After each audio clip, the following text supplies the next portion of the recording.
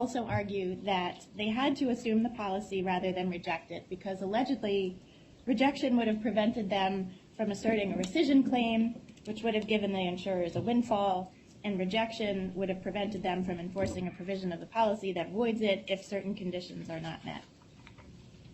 These arguments are unpersuasive. The debtor's own schedule of retained causes of action expressly states that all causes of action are preserved, even for rejected contracts.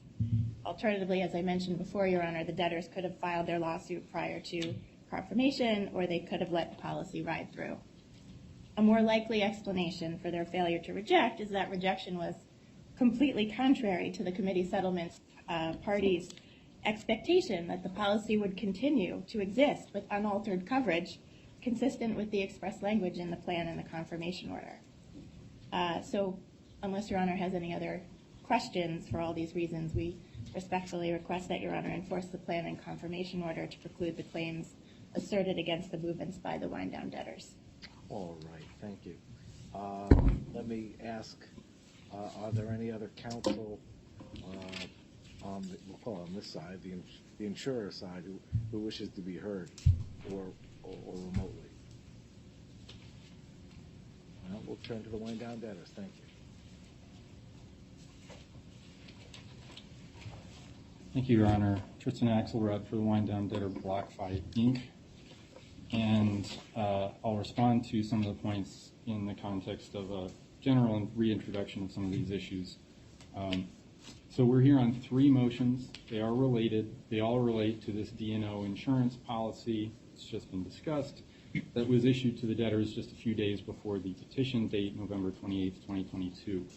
There's $30 million in nominal coverage for a payment of $22.5 million in cash, which was the proceeds of deposits of cryptocurrency that had recently been liquidated by the debtors to fund these cases and fund these policies.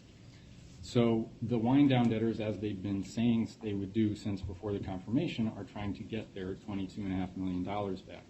And the plan was drafted very intentionally and openly as part of a settlement to allow them to do that. And we filed litigation in state court to that end.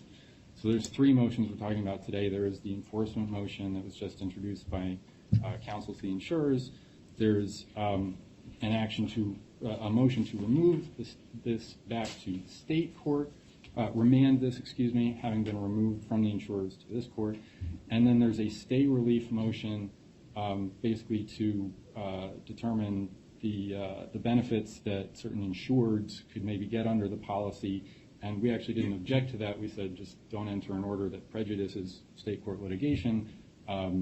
There's a dispute on that, and my colleague, Mr. Ouellette, will come back to it in a bit. So I think to reintroduce the record for the benefit of some of our customers and others that are looking at the record in this case.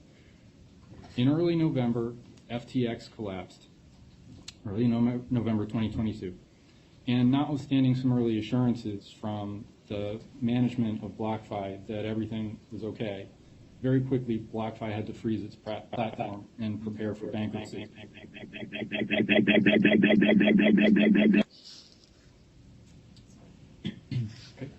And at that time, BlockFi had about $1 billion worth of liquidity. Excuse me.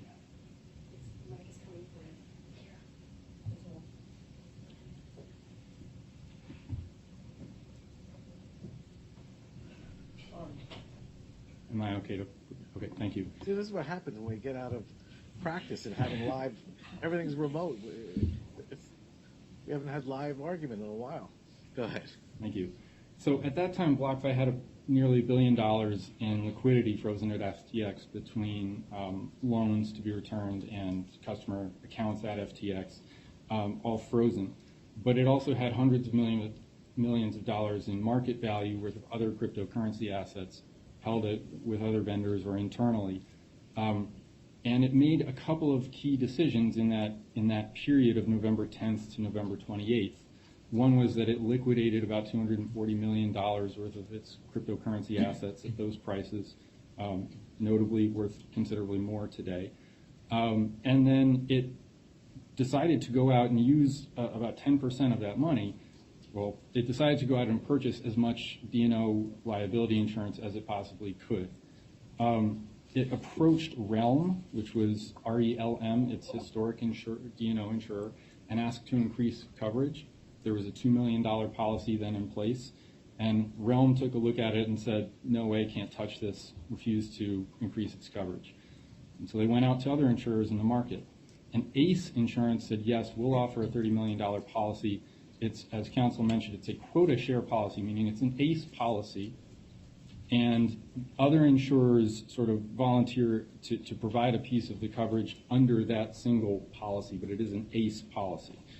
And my colleague, Mr. Healy, is here today, and I may introduce him later if Your Honor would like more detailed insurance-related discussion. I'm a humble bankruptcy lawyer. So $30 million in nominal coverage, but $15 million of that coverage is for post-bankruptcy insurance.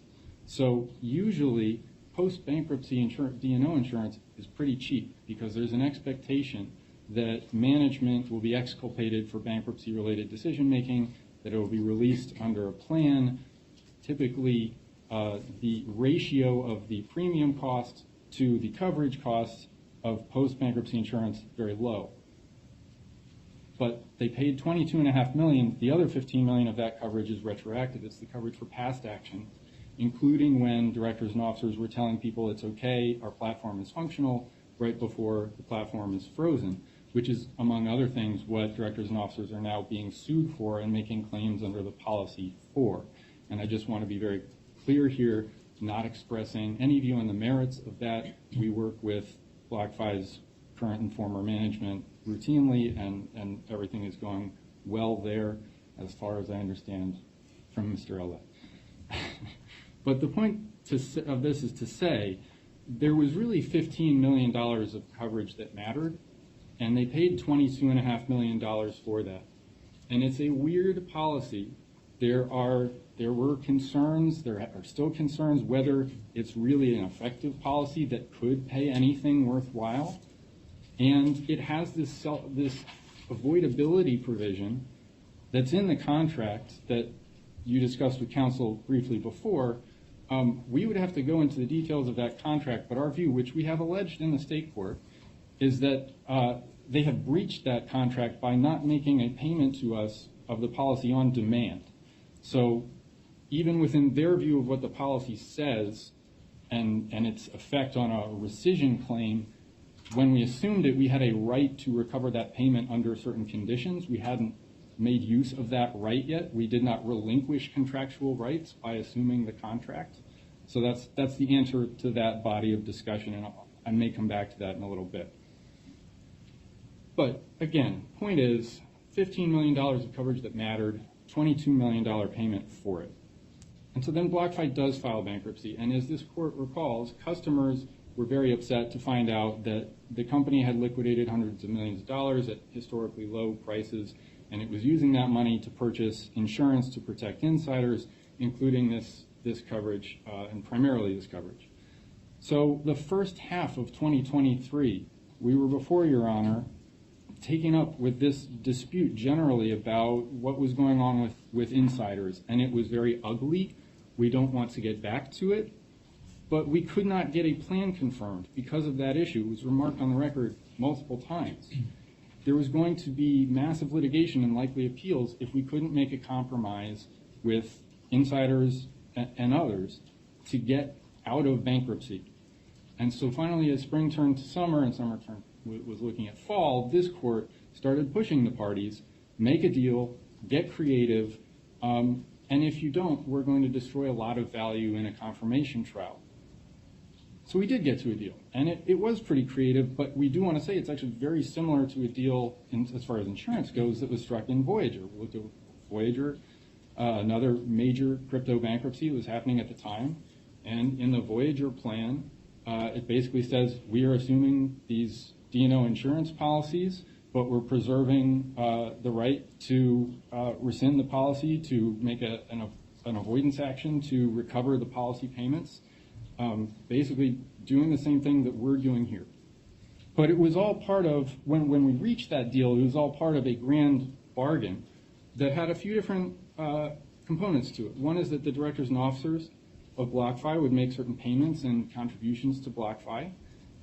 If they failed to do that, there would actually be and in exchange for that, they would be granted a release. If they failed to meet their obligations, those releases would be unmade. And then in that case, this policy, we retained the right to enforce it by its terms. And then there would be these releases, there would be these payments. The insurance policies would resume and remain in place, but then we added this paragraph at the end of 5F, and we understood at the time, we understand it now. It's complicated to have multiple notwithstanding clauses, but we added the clause that says, hey, notwithstanding anything you say about assumption, we're preserving these claims. And it's the claims to recover the policy issued by ACE, and we put ACE in to the plan supplement to say we are preserving these claims to rescind the policy. You can't rescind it just against ACE. It's one policy under a quota share. So now there are a few different legal and factual arguments that we can get to today, but a lot of it has to do with this bargain and essentially whether it holds up. And so we respectfully say it has to hold up. To put the deal a bit differently, the directors and officers made this deal because it preserved them some insurance coverage. They got the realm policy. They got maybe this policy. We put that off for another day. It got them releases. It let them move on with their lives. And the customers of BlockFi got to say, okay, we're not going to sue individuals and directors and officers on a derivative basis, but if we opt into it, we can sue them directly, and maybe there will be this policy and we can make a deal around it. BlockFi got out of bankruptcy, and even the insurers didn't have to be involved in a confirmation trial. They didn't challenge this at trial. So skipping ahead to today, insurers have instigated this flurry of activity to bring the anticipated litigation back to this court and say to Your Honor, we know you approved this language. It's all over the plan and confirmation order, and it was discussed that this insurance could be subject to challenge. But you know what? They used the word assume in the plan, and we knew at the time or have discovered now that the notwithstanding clause doesn't quite work against what we think is our more powerful notwithstanding clause. And so this grand bargain, it's really not effective. So, Your Honor, we don't really know what to do with this. My firm was representing the creditors committee at the time. We worked very hard to reach this deal. There was negotiation of this specific language. We did the job that the court was asking us to do to make a difficult bargain to get out of bankruptcy. Here we are trying to do exactly what we said we were going to do. We're trying to do exactly what Voyager was doing. And by the way, Your Honor, Voyager, they just announced in a status update they've settled with their insurers, and they're receiving millions of dollars in payments from their insurers. We don't know the details of it yet, but it seemed like that was a successful option that we were just going to utilize from them in a creative way. And now we're here being told, oh, actually the plan doesn't permit you to do that.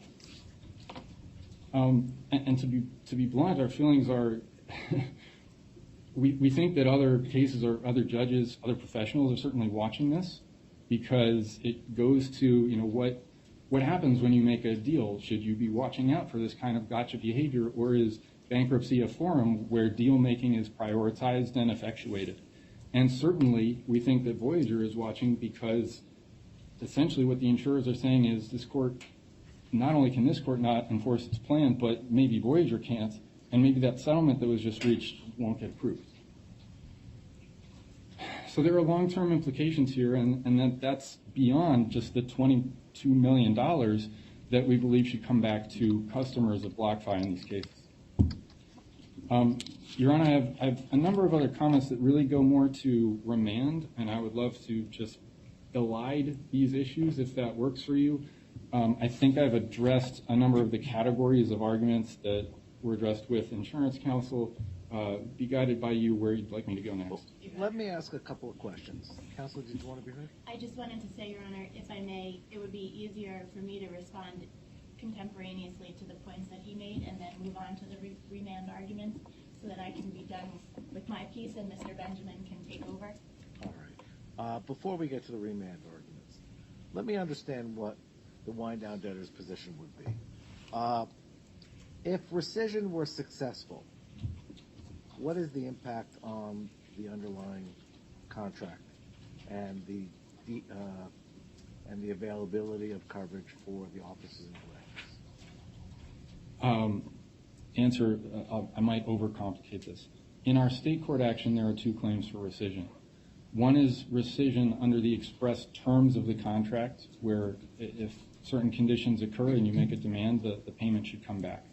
There's another rescission under a concept under New Jersey law, which we generally call illusory coverage, which is basically where you tell the court this is not insurance because there was no transfer of risk. And under those conditions, policy can be recovered. What was always contemplated, I think, now directly answering your question, if we get the money back, generally, I suppose there's a world where the insureds, the management personnel, would still make a demand against the insurers under the policy, and maybe you're considering some world where the insurers have to pay twice. I don't think that's where we're headed, and that seems like a perfect issue for mediation. But frankly, we don't feel like mediation is fruitful when the parties are saying, oh, you don't have the bargain you thought you had and you have no rights. Well, I'm trying to understand. Thank you. Let me be more specific. I'm trying to clarify. The language in 5F, the debtors are required to assume the insurance contract in their entirety, which is, I think nobody's going to argue that that's basic bankruptcy law. And those contracts, open quotes, shall not be amended, modified, waived, released, discharged, or impaired in any respect, close quotes. And the debtor or wind-down debtor shall not terminate or reduce the coverage under any D&O liability insurance policy. I mean, a lot of that language wasn't for the benefit of the insurers, needless to say. It was for the benefit of the insureds, the directors and officers. And I'm concerned with, or impaired. How do you reconcile rescission of the contract with not impairing the coverage that would be available under the policy? That's the hurdle I'd like you to mount. Sure. I think it's, first of all, expressly modified by the paragraph we added, which I'll quote here. Notwithstanding any provision of this plan to the contrary, neither assumption of any insurance contracts nor any outstanding obligation of the debtors or wind-down debtors or insurers shall or shall be deemed or construed to in any way preclude the wind-down debtors from commencing, prosecuting, introducing any evidence or making any argument in connection with, reducing to judgment, or collecting upon any causes of action against any insurers in respect of any vested causes of action, including but not limited to any avoidance action. So we felt that that was more powerful than any rights granted to the insureds under the preceding parts of that provision of the plan. So let's be clear. What the wind-down debtor is saying is that as part of the bargain, as part of the settlement, we agreed to assume the insurance contract. There were no cures, defaults to cure, et cetera. But and you would not terminate it. You would not reduce the coverage. But you were still permitted to take steps such as to bring suit for rescission, which might actually impair the coverage. I mean, that's right. Certainly rescission is going to impair the coverage if the policy is no longer available to the insureds. Right. So, Your Honor, functionally what happened is that this was drafted to be, I think, and we were not debtors' counsel at the time, but there's language that you often see in bankruptcy plans that conforms to expectations of insurance neutrality, which is to say there's language that says the policies are assumed and they proceed unaffected. And there's a long doctrine of insurance neutrality. There's actually, I was part of major litigation about this in the Boy Scouts. It doesn't say you have to be insurance neutral. What it says is that if you have an insurance neutral plan, insurers don't have standing to object to confirmation. And when the deal came together around this, we didn't take out the insurance neutrality language. We didn't take out a lot of that. We just added the notwithstanding clause to clearly reflect that we intended to rescind this and that would have the effect that it had. And we knew that it would be complicated, and there is this potential that we have a three-way issue between ourselves and the insureds and the insurers. And again, we think that's a good issue for mediation. And along similar lines, apart from rescission, the wind-down debtors are pursuing a fraudulent transfer claim under state law. For recovery of the premium. In essence, saying that the insurers received more value than the debtors gave, or you could switch it around. The debtors did not receive equivalent value for the premium that was paid. If there is a recovery of the premium or a portion of the premium, what is the wind-down debtor's position as to whether or not that impacts whether the policy is still in effect and whether the insurers have obligations under the policies? Does that impair the coverage for the directors and officers? Your Honor, we'd like to get the premium back. We would like that payment or some portion of it. We don't have a position at this time on how that impacts the insureds. Under fraudulent transfer doctrine, if we don't have to fully avoid the transaction under certain circumstances, we could recover some portion of the payment and let the policy continue to be in effect to benefit the insureds. There's a lot of different ways that could work out. So one doesn't necessarily lead to the other? Is that not necessarily a fair statement that the policy can remain in effect even if the insurers are obligated to return a portion of the premium? Yes, Your Honor. Similarly, we could receive an award of damages for breach of the contract, and the contract would remain enforceable otherwise in favor of the insureds. All right. Is there anything else you wanted to add in response to my questions? If not, I would be inclined to hear them discuss this issue and then move to the remand. I yield the floor. Thank you, Your Honor. Thank you, Your Honor. I appreciate the opportunity to respond contemporaneously. Rachel Albanese, DLA Piper. There's a few specific points that I wanted to respond to. Your Honor, right off the bat, Mr. Axelrod admitted that they knew about the fraudulent transfer claim since early in the case, and they wanted to try and avoid the premium then. That's a classic example of when the contract assumption defense applies. I couldn't have said it any better myself. He also mentioned that typically insurance is cheap or something along those lines. That's not true. The coverage was purchased on the eve of bankruptcy with the public knowing all about the issues related to BlockFi, and that meant that the policy necessarily would be more expensive than if there weren't all of this hair on the case. He mentioned a similar deal in Voyager, but that is not at all relevant because the insurers in that case were part of the settlement. There's no grand bargain here with the insurers. They're not part of the committee settlement. It doesn't say rescission of the policy anywhere in the plan, confirmation order, or any other document. It's deliberately obtuse.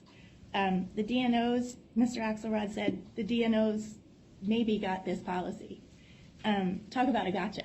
That's the definition of one. That's not what the confirmation brief says either, and it's not what Mr. Vogel said at the confirmation and committee settlement hearing. Your Honor asked about the impact of rescission and said that you can't reconcile rescission with not impairing coverage under the policy. That's exactly the point. The carve-out doesn't help them.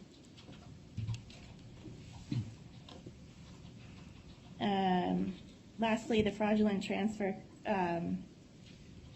recovery of the premium. Your Honor, you asked, would the policy still be in effect? And does that impair the coverage? And the answer is yes, it impairs the coverage. The policy is no longer available to the insureds in that instance. Why is that? Let me confer with my insurance colleague here.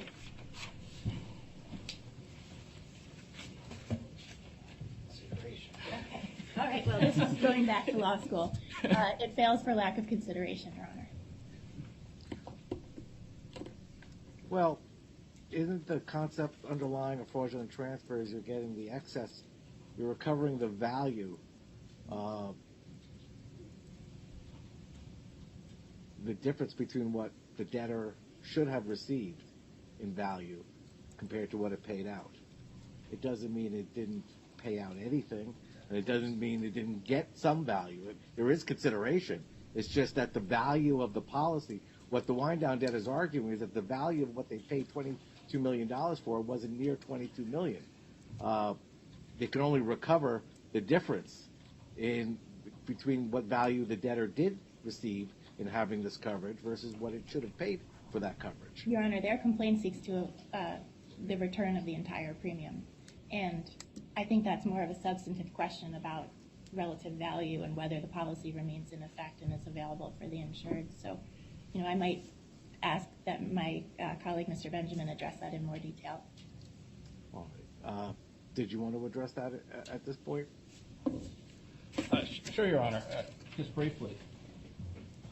Or Ms. Roof. Yes. Yeah. It's probably better for you. It's probably better since it's our motion. Yeah. Yes, Your Yeah, Honor. and Go ahead. so, good afternoon, Your Honor. Stacey Roof, Warner Hari Mangle for the movements.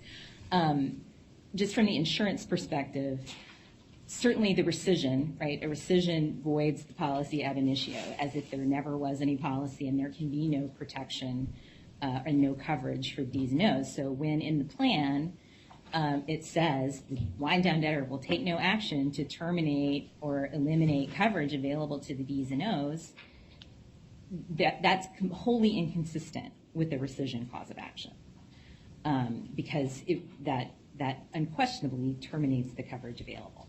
So there's just no way to reconcile that. One has to prevail over the other, and given the language of 5F, I think it's the language that preserves the coverage, right?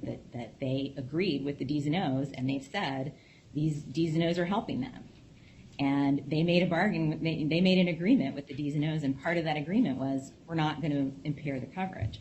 With respect to fraudulent transfer, the consideration was the bargain at the time in the meeting of the minds. The insurers were willing to issue a policy for the premium given, and if that premium was not given, there might not have been a policy. So there's no meeting of the minds there, and even a partial refund of the premium would cause the contract to fail for lack of consideration because there was never a meeting of the minds as to what the value of the contract was.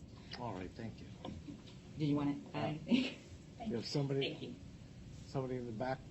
Your Honor, sorry, Dan Gold from Sherman Sterling on behalf of the insured. I didn't realize they were going to be delving into all of these issues as part of this first motion, so I didn't appear earlier, but I would like to be heard briefly. I'll give you an opportunity. Let me keep the argument back and forth. Mr. Axelrod, did you want to add? Actually, Mr. Axelrod, I do want to ask, and I'll give you a moment to confer, if you could respond to the argument raised with respect to the citations or the authority that was given that you cannot assume and then still pursue a fraudulent transfer or a preference with respect to any premiums. One moment, please. Sure. Thank you, Your Honor.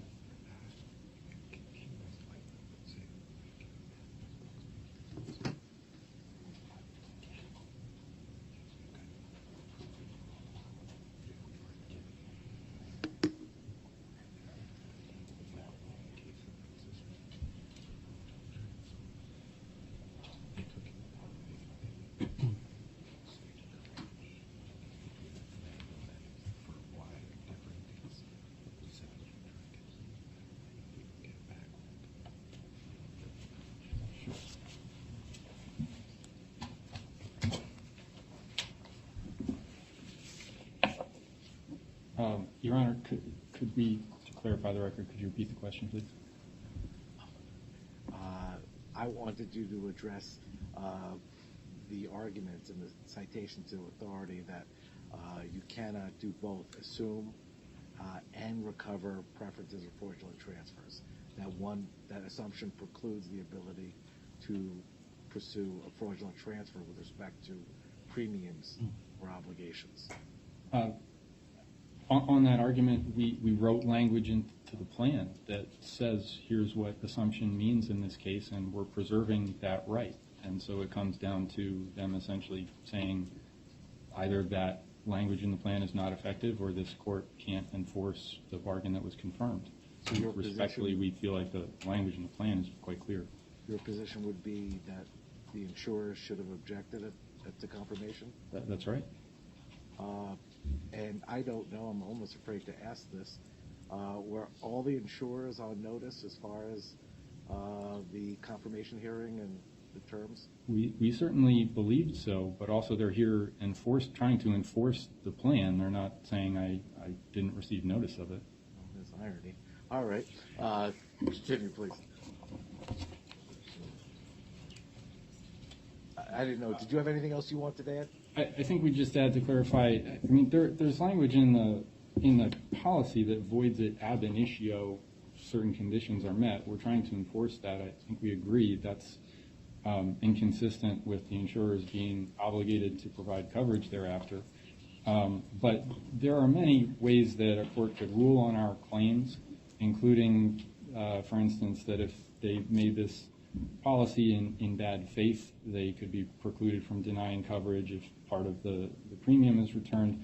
I don't think we're prepared to say that our claims in their entirety are inconsistent with any ongoing coverage to the insurers, and that's never been our view. All right, thank you. May I have one moment of sir reply? One last, and then I'll hear Okay, from thank counsel you. for the insurance. Thank you, Your Honor. Rachel Albany, CLA Piper. He said that the insurers should have objected to the plan. I heard him say moments ago that under the insurance neutrality concept, they might argue that the insurers don't have standing. But putting that aside, Your Honor, the plan provided very clearly, and the insurers reasonably thought that the policy was being assumed and that the debtors would remain fully liable based on the language, the plain language and express language of the plan. And that's it. Thank you, Your Honor.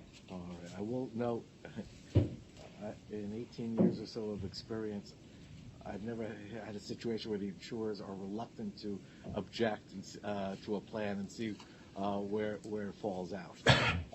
Let me hear from counsel for the insurers. Thank you, Your Honor. Dan Gold from Sherman and Sterling on behalf of Zach Prince and Flory Marquez, and I also represent all of the individual defendants in the securities action that is intertwined with some of these issues. There were just, I think, 2 points on this that I wanted to make sure to raise from the perspective of the insurers. The first was that there's been a lot of talk about assumption, but as Your Honor noted, the plan, it doesn't only involve assumption of the policy. There's language about, as Your Honor noted, the coverage not being reduced or impaired, and there's also language that the former directors, officers, managers, and employees of the debtors who served in such capacity at any time before or after the effective date shall be entitled to the full benefits of any such policy for the term of such policy, subject in all respects to the terms and conditions thereof. So from the perspective of the insureds, that language is important, has meaning, was part of the bargain, and any cause of action that's been brought that seeks to, or that would result in eliminating coverage for the insureds is, from our perspective, inconsistent with the plan. And it's sort of putting the cart before the horse a little bit to sort of, I think, maybe talk through how different theories might impact the coverage, but from the insured's perspective, we are under the plan, under the confirmation order, entitled to the full benefits of the policy, regardless for what happens in the other lawsuit. I know my friends on the carrier side don't agree with that. I don't think that's an issue for today, but I want the insured's perspective to be clear on the record. All right, thank you. Let's move, if we may, to remand. Let me hear from the wind-down debtors. Thank you, Your Honor. I will just one quick note on what was said. He did say subject to the terms and conditions thereof. So if the state court were to find that the terms of that policy void it would seem that they're not entitled to coverage. Let's talk about the remand motion as Your Honor requested. The state court action that we filed is HUD New Jersey Superior Court for Hudson County, HUD L 25-24. And there has been a jury demand in that case, which is important for reasons I'll get to. There's 6 causes of action in our amended complaint. There's really 3 categories of claims. One is, as we've mentioned, there's claims for breach of contract and for enforcement of the voidability provision of the policy itself. There are fraudulent transfer claims under New Jersey law via Section 544 of the Bankruptcy Code, and then there is a rescission claim on basis of illusory coverage. So really, three buckets of claims. There's contract claims, there is illusory coverage, and there's fraudulent transfer. These are all state law claims. And very notably, for decades, insurance companies in this country have advocated before Congress, for many regulatory bodies, that insurance regulation should be a state law issue. The result is that all of these claims, mostly they're state common law, but some are state statutory law. The idea of what is reasonably equivalent value for the purchaser that purchases an insurance policy, that is a state law issue. The idea of whether this is really insurance at all, that's illusory coverage, whether there has been a transfer of risk such that an insurer can fairly be entitled to keep its policy, that is a state law issue. The only part of these claims, and then of course there's the contract interpretation, that's a state law issue usually reserved for the state coverage court. So the only part of this litigation that derives from federal law is the wind-down debtor's authority to bring what is ordinarily a state court fraudulent transfer claim brought by a creditor to stand in that creditor's shoes as with the powers of a trustee or a debtor under the Bankruptcy Code. I'm going to come back to that in a minute. So as a preface to all this discussion, removal statutes are to be strictly construed against removal, and all doubts are to be resolved in favor of remanding back to the state court, which is to say all doubts should be resolved in favor of this court abstaining from the exercise of jurisdiction so that litigation can proceed in state court where it began. The insurers filed a notice of removal, basically saying that because of the Section 544 issue and later they've asserted these plan enforcement claims, that makes it a bankruptcy law issue. Notably, their notice of removal also does not consent to this court entering a final order, and they have not consented to this court hearing a jury trial, nor has the district court under what I understand are applicable rules here. So when we talk about abstention can be mandatory or discretionary. I won't rehash all the legal standards that are in the paper, but they cover a lot of the same ground, and if this court were to observe that a party fails to satisfy one element of the mandatory abstention standard, we would simply point to the discretionary standard. Either way, the core question that comes up on abstention is, are these really bankruptcy claims, or are they state law litigation? And we think that it's very clear that this is state law, state court litigation. Again, contract claims, state law. Illusory coverage, state doctrine. Fraudulent transfer, these are state claims. We're bringing them because we're entitled to do so on behalf of the creditors who ordinarily would bring those claims. And then there's the fact that we've made a jury demand, and neither party consented to a jury trial. Not a typical bankruptcy court practice, with all respect to Your Honor, to hold a jury trial. And the cases are very clear that even the right to a jury trial points to the exercise of discretion to abstain from jurisdiction. The argument from the insurers seems to be, everything around the plan. I don't want to rehash that. We think the plan plainly allows us to prosecute this litigation per se. And getting past that, they argue that the Section 544 claim makes this more of a bankruptcy feeling litigation. We think that that's just wrong. The circumstances of the bankruptcy actually ease the fact-finding in some ways for the state court. It'd be pretty tough to argue that on November 17th, 2022, BlockFi was a solvent entity for purposes of a fraudulent transfer dispute. And again, what does this litigation come down to? It comes down to, what does the contract say? What does an insurer fairly need to provide in exchange for a premium? And was this a fraudulent transfer under state law? These just aren't questions of federal law. They aren't questions of bankruptcy law, unless you get to the plan enforcement issues, which again, I'm not going to go back to. So mandatory and discretionary abstention. I'll just talk through the factors with mandatory abstention first. First, that these are state law claims. I think I've done that. Second is that jurisdiction does not arise in or arise under the bankruptcy code. These are technical terms, as Your Honor is well aware, I'm sure. In our motion at footnote 6, we cite some cases where bankruptcy courts have said if all you got is 544B and everything else is state law, not going to exercise jurisdiction. And some of them say it's not really arising under. Some of them don't go into that. They just say, I don't want this case. We could cite more cases to that effect. The bottom line is when we're looking at cases where, again, a lot of state court claims and the only tie is 544B, the bankruptcy courts don't, under either standard, don't like to take that for very good reasons. At any rate, doubts are to be resolved in the favor of remand, and we think if under the circumstances, if that's what's tying us to the bankruptcy, the fact that we're collecting under 544B of the bankruptcy code, it does not need to be in bankruptcy court just for that reason. The third element of mandatory abstention is that the federal courts would not have jurisdiction over the claim but for its relation to a bankruptcy case, relation to being the third category of bankruptcy jurisdiction. We think that if there's jurisdiction here at all, it's related to we're trying to collect money for creditors in a post-bankruptcy scenario. There are actually cases that say that's not even related to jurisdiction. There are cases that say it is. We don't need to get into that.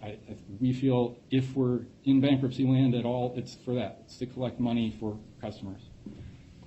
The fourth element of the standard is that we've commenced the case in a state forum of appropriate jurisdiction. I don't believe that's disputed here. And then the fifth is that the action can be timely adjudicated in a state forum. There seems to be a dispute here. I'd love to come back to this if we have to, but basically there wasn't an evidentiary showing that that's not the case. We haven't compared backlogs. They did cite to a website that's unsubstantiated that actually showed that there was at least a pandemic era backlog in Hudson County, but it seems to be reducing quite rapidly. We don't think that there's a fair assertion that the state court cannot timely adjudicate this matter.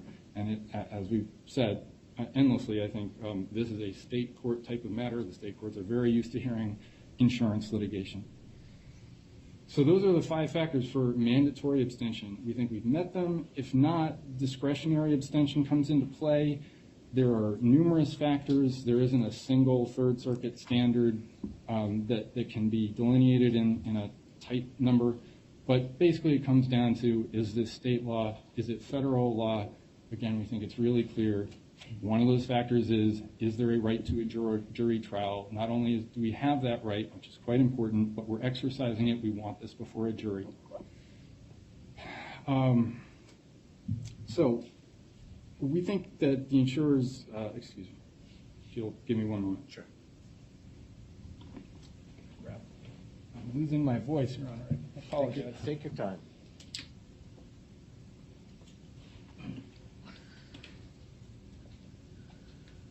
So we think that looking at these factors, and when we filed the remand motion, it really necessitated the question of why we're even here, because the factors point so squarely to this being state court litigation.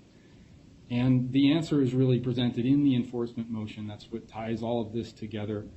And in the remand response, what the insurers say is, well, look at what the plan says. There's all of this dispute about whether they can bring these claims at all. Well, Your Honor, we're here about what the plan says, and we'd like a decision on that. So we don't appreciate the implication that this court could rule on the enforcement motion in our favor, and then they'd go back to state court and somehow argue all of that again as a defense to the substantive claims. We think this will be resolved, and that shouldn't be a basis to keep this litigation in the bankruptcy court itself.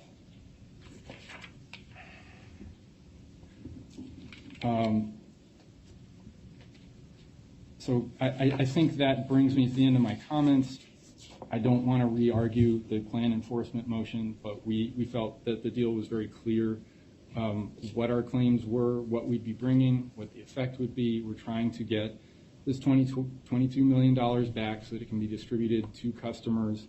But otherwise, we think this is classic state court coverage and policy litigation that should be in the state court for all the reasons I've just said. And I'll reserve the balance of my time. Thanks, Your Honor. All right, thank you. Counsel? Now, insurers never want to stay in bankruptcy court. You're always looking to run back to state court. What's different now? What does that tell you, Your Honor, about how we feel about this?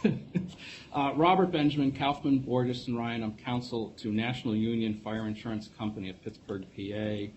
And I know that we're the ones who filed the opposition to remand, and the other insurers have all joined in that one brief. Your Honor is exactly correct. We never want to be in bankruptcy court, but this is where this case belongs. What the wind-down debtors have done is they have drafted a complaint in state court that they absolutely must know is violative of Your Honor's confirmation order and the plan, and that it seeks in a state court proceeding to which none of the directors and officers are parties to remove their coverage. That's what that seeks to do. It seeks to rescind the policy. It seeks to remove the consideration for the policy. It seeks to amend the policy. It seeks to do all the things that the plan says that they're not allowed to do. So it's really not a surprise that they don't want to be here. Your Honor, it's important to remember for purposes of jurisdiction who all these parties are and what is it that we're talking about litigating. We're talking about a wind-down debtor created by this court through the plan for the purpose of affecting the plan. That's their entire purpose, is to affect the plan. And this court, of course, retained jurisdiction over disputes under the plan. We've just spent an hour or so discussing all these issues of what the plan covers, doesn't cover, what does it prohibit, what does an assumption under bankruptcy law mean for purposes of pre-petition, post-petition. This is all bankruptcy stuff, to steal your phrase, as a humble insurance lawyer. That's all bankruptcy stuff. That's not insurance. And that's what we've been talking about for an hour in this case. What is it that we're talking about litigating over? We're talking about litigating over property of the estate. The insurance policy, and I think the case law is fairly clear, that the policy itself is property of the estate. Different courts and insurers can certainly have disputes, and I've been counsel on several of them, over whether the proceeds are property of the estate, and I'm sure that that's something that maybe comes up when we start talking about the stay lift aspect of today's proceeding. But the policy itself is property of the bankrupt estate. That's unquestionable. And that is something that the wind-down debtor assumed under the plan. So what they are seeking to do is to litigate whether there is in the amount of property of the estate. I think they just said they want to bring proceeds of the policy, the premium under the policy, back into the estate. That's through a rescission action.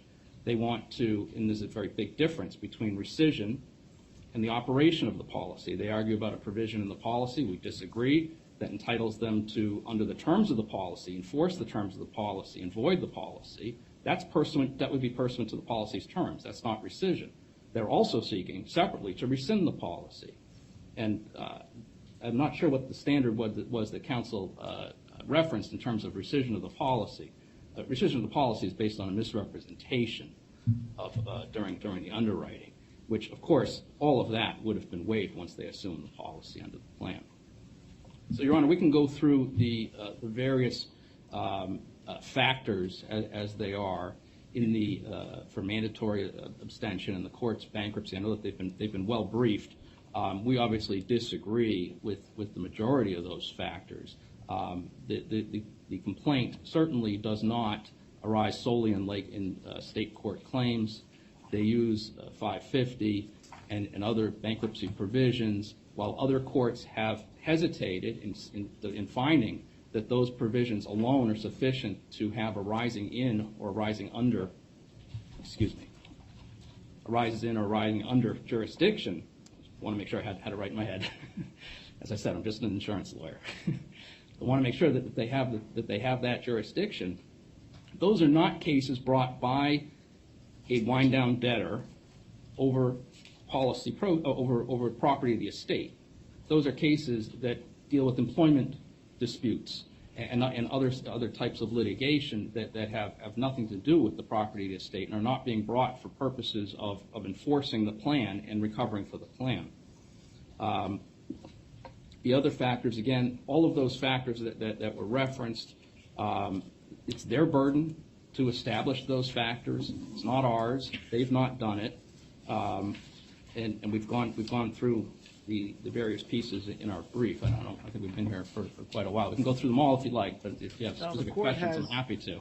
The court has both published and unpublished decisions on abstention, mandatory and discretionary. I know the standards and the various factors. Post-confirmation, isn't the threshold for related jurisdiction even higher under Resorts International? It sure is, Your Honor. Your jurisdiction, the jurisdiction of this court, is narrowed post-confirmation, but it doesn't modify the aspects of jurisdiction that are important here, which are the enforcement and interpretation of the plan, and that's what we've been talking about for over an hour here now. Is what does this plan mean? What do all these various notwithstanding clauses mean? Does the specific statement that they will not do anything to terminate or otherwise reduce the coverage under any D&O liability insurance policy? I mean, that's a pretty clear statement. I don't know what that means if you're then going to say, well, actually, we can maybe do other things under other policies or other vague causes of action. You're really undercutting what that statement must mean nothing. Then it's totally illusory if they want to talk about illusory. And I'm sure that the D's and O's would have quite a lot to say about that and whether they got the benefit of their bargain when they joined in on this plan and not objecting to this plan. So I think Your Honor certainly has the jurisdiction, the retained jurisdiction, and that these the claims that the debtor, the wind-down debtors bring, both arise in and arise under the bankruptcy. All right, thank you. Response?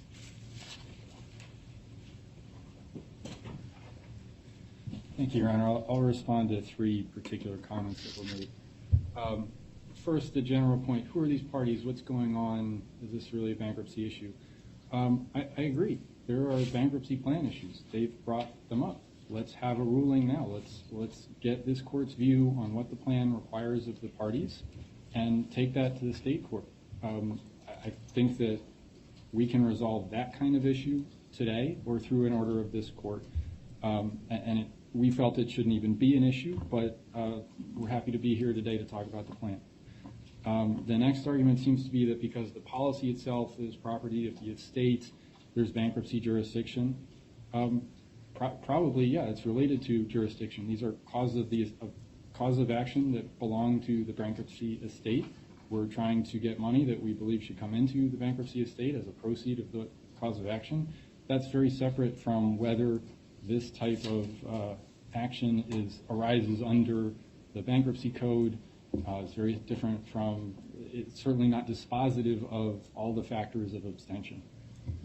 There was a comment that there are cases about Section 544 that are not really avoidance actions where you're trying to recover money. They're more about employment disputes. I don't know what that's about. I can tell you STOE, S-T-O-E, is the Third Circuit formative case that lays out the factors for abstention, and that was a case that involved, I think, an employment dispute. But we cited a case called Cooper and Librand in our motion. That's where the court said, if all you got is 544, go back to state court. Since you brought it up, here are a few more citations for the record.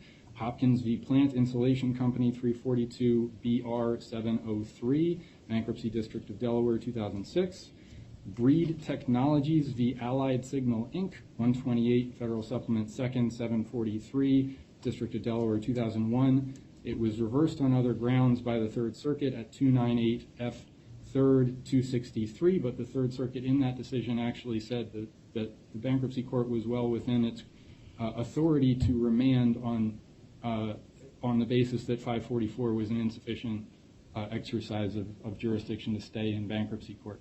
There are many cases where courts decline to exercise jurisdiction simply on the basis of a 544 and 550 claim. And since counsel brought it up, 550 is the section of the bankruptcy code that actually says you can recover once you void a transaction under 544 or 547 or 548. They go hand in hand. Those are the only bankruptcy code sections that are cited in our complaint, I'm fairly certain.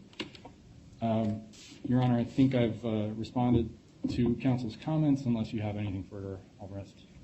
I do not. Thank you, counsel. Thank you. I thank all counsel for argument. With respect to the remand motion and the motion to compel compliance with the confirmation order, to enforce the confirmation order. As I've indicated, I'm going to reserve, consider the arguments that have been raised, and come out with a decision hopefully in the next few weeks. With respect to the third motion on stay relief, bear with me 1 second.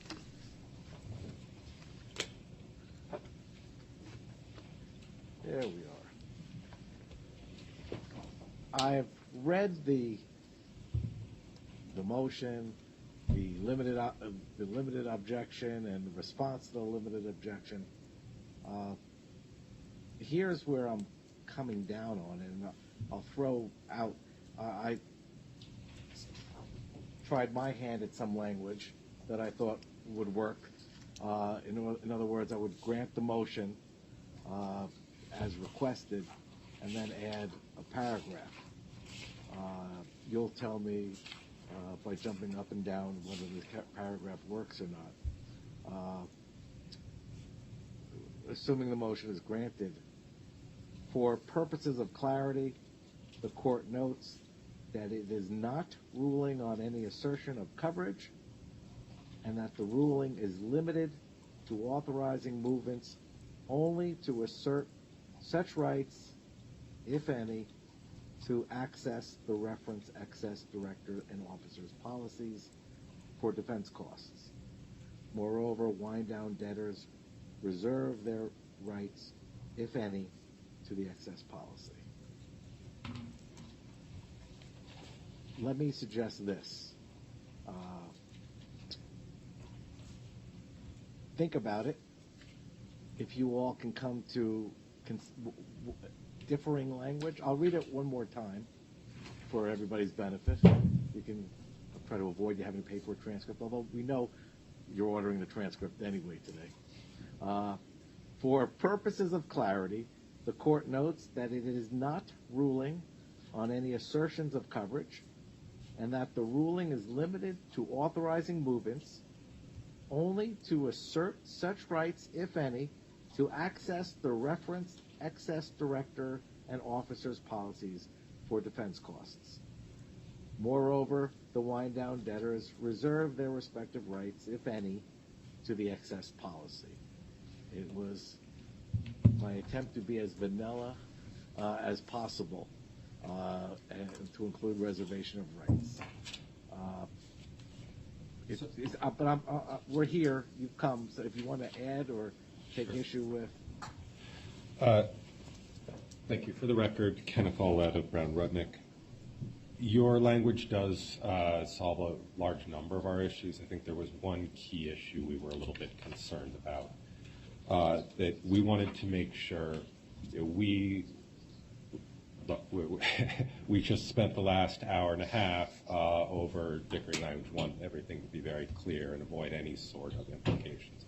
We want to make sure that there's not an implication that we are agreeing that the policy exists because we were concerned about a certain argument that might be raised, which is our non-opposition was taken as the D&O carriers make payments to the D&O insurers, and we are now stopped because we didn't object to those payments.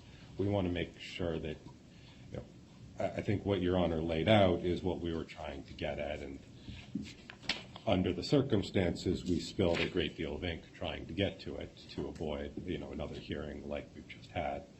But we want to make sure that there's no suggestion that we are stopped by anything, by agreeing to the order or not opposing the order, that anything the D&O carriers do in response to an assertion of coverage somehow limits our rights. All right. Let me hear from the movement on the motion. Counsel for...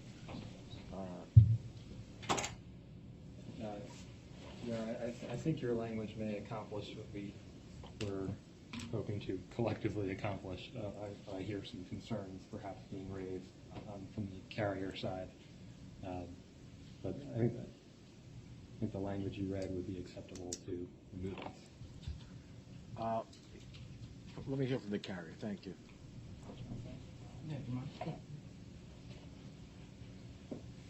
Again, Robert Benjamin, Kaufman, Bordas, and Ryan, counsel to National Union. The only amendment that we would seek is the insertion of the word covered before defense costs in your proposed language. Policies for coverage defense costs? Covered. Covered. Covered, C-O-V-E-R-E-D. Let me suggest this, all right? I'm going to ask Movens Counsel to submit a proposed form of order, including the language. In the interim, wind down debtors counsel, insurers counsel, if you want to suggest modifications to each other, circulate it. If you can't agree on it, we'll have a call. It'll take 5 minutes, and I'll just call it depending upon what the remaining language dispute is. I just wanted to try to cut off argument on it. So work with what I have, add the word covered, fight about it among yourselves in a few emails. If you can't agree, just come back to me quickly, and we'll have a call on it. All right? Other than that, I thank you for argument. I don't see any hands raised for those watching in remotely. So